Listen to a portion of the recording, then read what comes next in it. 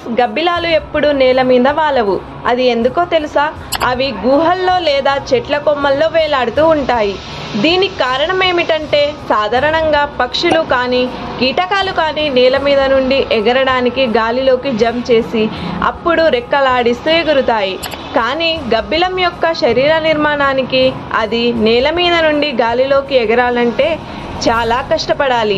అవి కాళ్ళతో అలా గాలిలోకి జంప్ చేయలేవు. గబ్బిలాల రెక్కలు పక్షుల రెక్కల కంటే బలమైనవి కావు. పైగా పక్షుల ఎముకల్లో గాలి ఉంటుంది కాబట్టి అవి సులభంగా ఎగురుతాయి. కానీ గబ్బిలాల విషయంలో అలా కాదు. అందుకే అవి పైన వేలాడుతూ ఉంటాయి. అక్కడి నుండి గాలిలోకి ఎగరడం సులువు. ఎందుకంటే ఆల్రెడీ అవి సగం గాలిలోనే ఉంటాయి. అక్కడి నుండి దూకి రెక్కలాడిస్తూ ఎగిరిపోతాయి. సో గైస్, చూశారు కదా, మరిన్ని బ్యూటిఫుల్ ఫ్యాక్ట్స్ కోసం మన ఛానల్ని